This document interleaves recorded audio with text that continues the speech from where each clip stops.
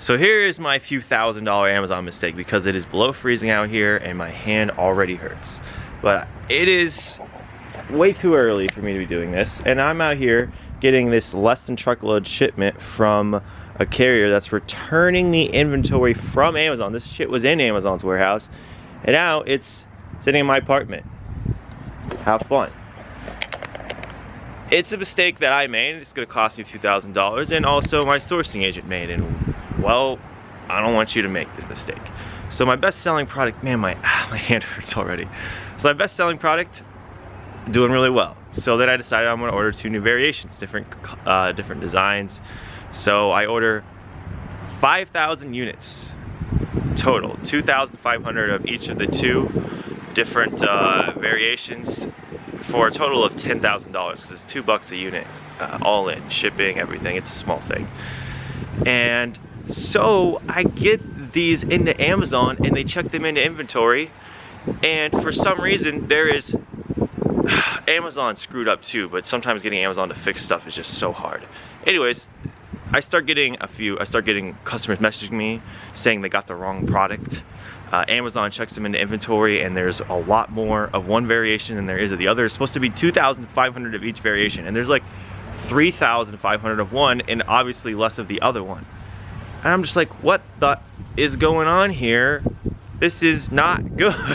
How else am I gonna put this? It turns out, and I turn off the listings, I deactivate them, I pull out inventory from Amazon, and I realize, wow, this has one label on it, and it has a different product inside of it. It has the other variation in it.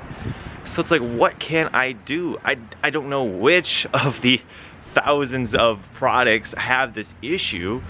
So now I have going to be $5,000 worth of inventory.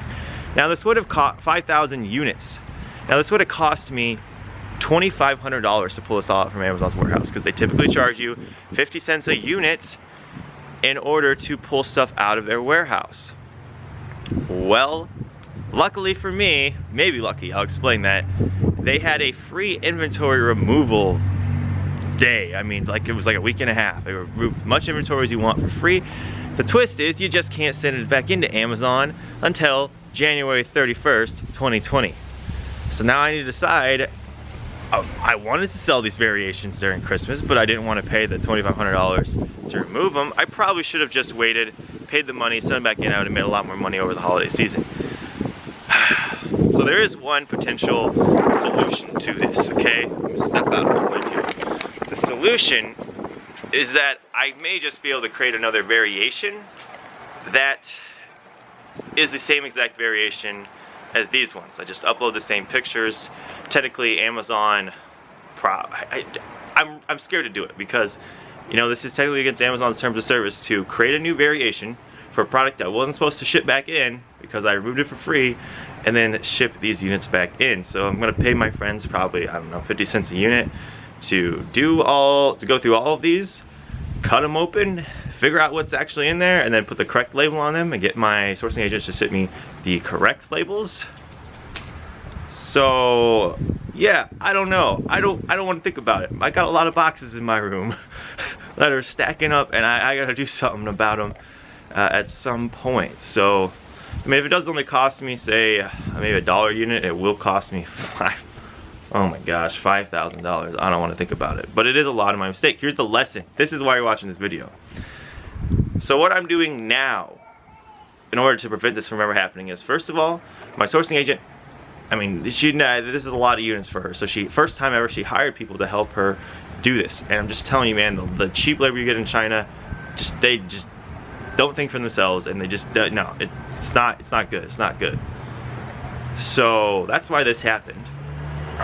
So she is exclusively doing all this stuff herself, all this sorting and packaging. And the big thing is, I changed the labels up, okay? Each label for each variation looks almost exactly the same. The only difference is the barcode, and there's a tiny little line on the bottom of it that says what the design is, like what the design is.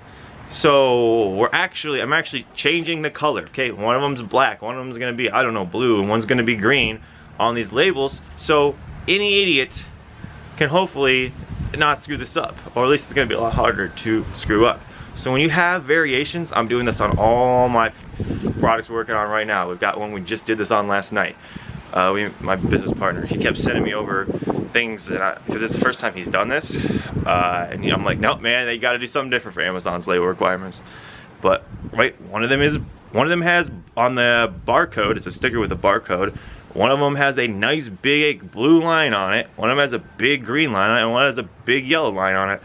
And it also says what it is exactly. But you gotta think, nobody in China that's going to be putting these products together speaks English. They don't even know what English characters are, really. I mean, they don't use English characters in China.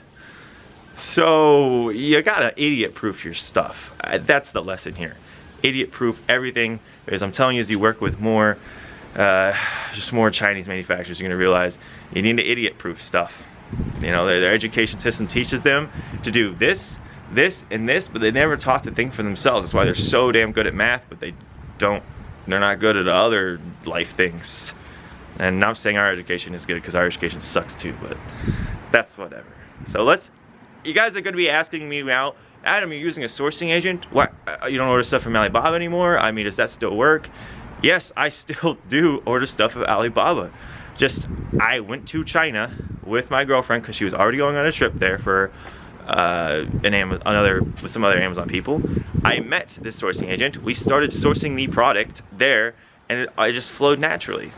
But we just got samples in last week from one of these products we're working on from Alibaba, and we're looking at other stuff and doing it that way. So please don't think you have to have a sourcing agent, because I'm still not doing everything that way, because it's not a perfect solution. Not only does it cost more, my gosh, does it seem to take more time because they're just not fast enough. Yeah, it's not perfect. So Alibaba still works great. All my students are still using Alibaba, and we've got plenty of them being successful. So let me show you how to pick a winning product here in these two videos. Actually, this one's going to be my income. This is going to be my how to innovate products.